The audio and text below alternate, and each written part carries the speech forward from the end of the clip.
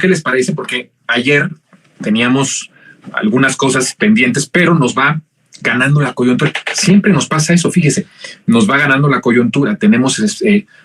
Voy planeando los temas de la semana y voy viendo qué es lo que vamos a estar platicando, a compartir, pero a veces es una cosa maravillosa que empata con la coyuntura, otras veces no tanto, pero en esta ocasión es parte de lo que hemos estado hablando. Es decir, es como si tuviéramos una continuación de lo que hemos estado hablando en los últimos días, en las últimas semanas en este espacio.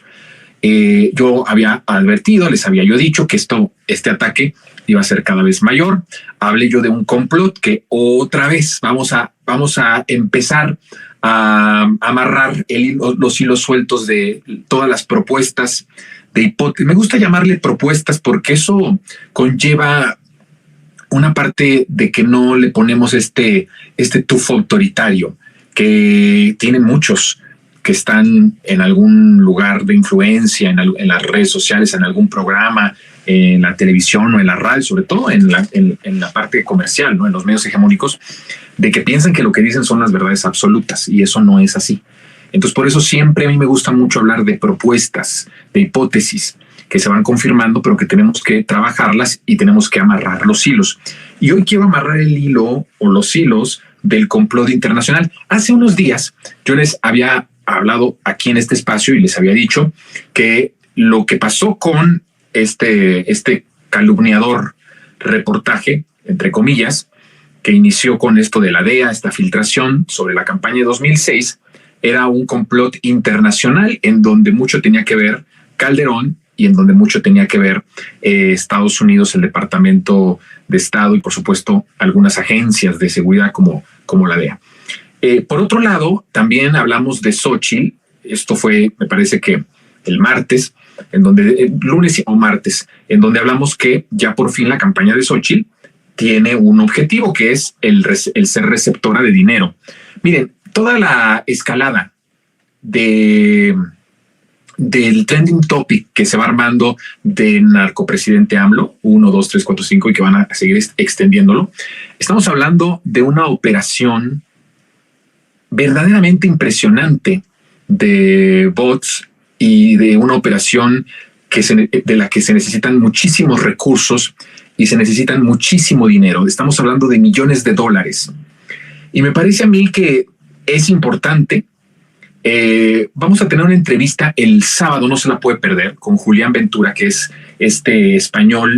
colega español, activista en contra de la desinformación, que reveló toda esta cuestión con una falla ortográfica, que se repetían en miles y miles y miles la misma falla ortográfica para posicionar hashtags golpistas, ¿no? Y ahí vamos a platicar. Yo les pido que lo vean porque nos va a dar nombres, nos va a dar fechas. Vamos a ver de qué estamos hablando. Le pregunto a este activista, a este referente de las redes sociales, que en comparación con otras operaciones a nivel Latinoamérica, ¿cómo ha visto lo que está pasando en nuestro país? Y la respuesta es escalofriante.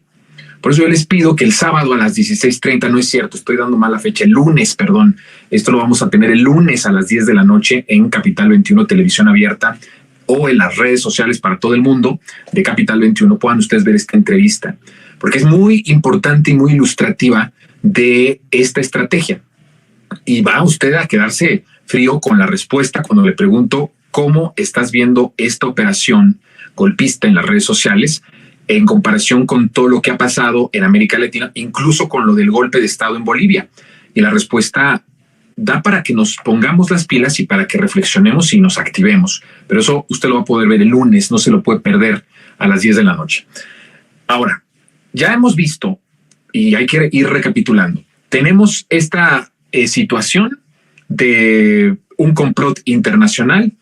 Xóchitl Gálvez va en bicicleta, ¿no?, al New York Times, y hoy New York Times, que por cierto también ahí el presidente se adelanta y les quema el reportaje, ¿no?, y los exhibe como unos viles calumniadores, ¿no?, como unos viles golpistas, y entonces eso les arde muchísimo, les arde mucho que hace unos momentos lanzan un comunicado desde sus redes sociales, en donde dicen alarmante y preocupante, ¿no? El que un líder mundial como López Obrador nos diga eso, pues no, que es provinciano y aldeano. El presidente Andrés Manuel López Obrador no se ponen de acuerdo. Aquí en México la derecha recalcitrante dice que es un aldeano y un provinciano.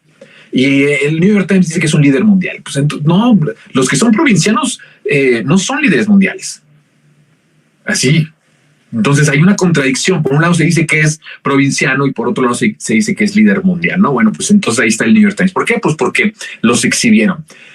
Pero el punto, más allá de eso, que sí vamos a tocarlo, con lo que quiero iniciar es el punto del complot internacional, que lo veamos en la magnitud. Ya habíamos dicho nosotros que esto es un complot y que Calderón había hecho posiblemente el contacto con la DEA de todo lo que se originó en la DEA, tanto en la elección de 2006 como la de 2012 y el 2018.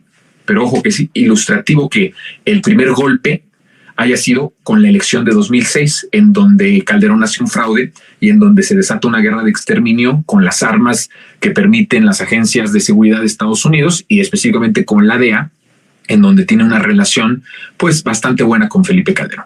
Entonces toda esa línea hay que seguirla. Entonces todo esto que estamos viendo, que yo había planteado que es un complot que inicia con este reportaje o con esta calumnia, ¿no? Con este escrito golpista de la DEA para la campaña de 2006, viene muy bien ajustado con lo que Calderón quería. Y no dudo de que con todos los amigos que tenía en la DEA, porque, a ver, la guerra de exterminio de Felipe Calderón, el que haya instaurado en el régimen salinista neoliberal al crimen organizado y el que haya hecho negocios con el crimen organizado y que se haya beneficiado de dinero del crimen organizado como el jefe más importante criminal del país, a fuerza tenía que tener el apoyo de Estados Unidos. Por eso cuando nosotros decimos que Estados Unidos no es específicamente Obama, Trump, Biden, estamos hablando de que Estados Unidos son multifactoriales. O sea, son muchos factores de poder y que no necesariamente están uno supeditado al otro y que tampoco necesariamente están coordinados. En algunas cosas sí, en algunas otras no. Entonces, cuando hablamos de estos factores de poder de Estados Unidos, estamos hablando de que a lo mejor no todos, pero sí algunos sabían perfectamente de toda esta situación de la guerra de exterminio de Calderón. De hecho, bueno, pues la guerra de exterminio de Calderón, así como el régimen salinista neoliberal, es un postulado que además el presidente lo dice en estos días, Fondo Monetario Internacional, Banco Mundial, ¿no? Que estamos bajo el yugo de esos organismos económicos del gran capital internacionales, ¿no? Entonces, pues así, evidentemente, no solamente en el lado económico. En el lado económico, el Fondo Monetario, que empieza desde el consenso de Washington, pero que tiene una relevancia muy importante con los postulados, con las directrices del Fondo Monetario del Banco Mundial, ¿no? Que son los que en estricto sentido van creando el plan económico y social de nuestro país, ¿no? Entonces, pero en el lado de seguridad, pues también. Entonces no se entiende toda la repercusión de la guerra de exterminio, todo el negocio que se hizo, el que haya estado García Luna de manera impune, abiertamente, como narcotraficante a cargo de la seguridad pública de nuestro país, sobre todo cuando tenía tanto contacto con las agencias estadounidenses y cuando en el sexenio de Calderón prácticamente pues entraban y salían como Juan por su casa.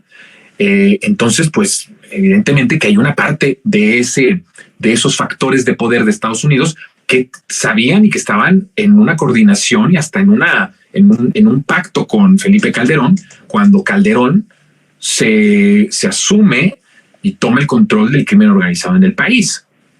Entonces, todas estas conexiones pues no se pierden, esas conexiones existen. Por eso yo les decía en un monólogo anterior de hace unas semanas que Calderón es el que, de acuerdo a lo que yo analizo y estoy pensando y voy confirmando, es que Calderón es el que empieza esta guerra, llama a todos los contactos. Mire, Calderón tiene los contactos de la DEA y tiene los contactos del crimen organizado porque fue jefe criminal. y fue presidente de la República, con los contactos internacionales, con una estrecha coordinación, que digamos coordinación, sometimiento, ¿no? Vergonzoso con los departamentos o las agencias de seguridad de Estados Unidos. Tiene todos los contactos para armar lo que estamos viendo. Entonces, no nos asustemos, pues es que así está la situación.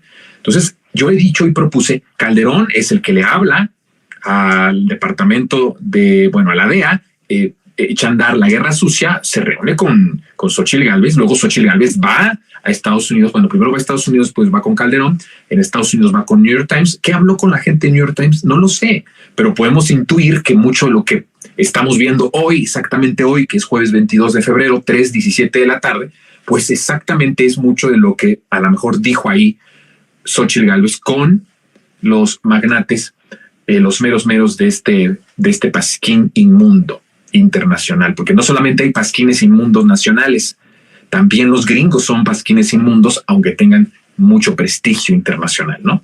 Entonces, está desatada esta guerra, está desatado esto, y el factor más importante, que además, fíjense ustedes, algo que me parece muy interesante, el factor que une a todos los hilos es Felipe Calderón.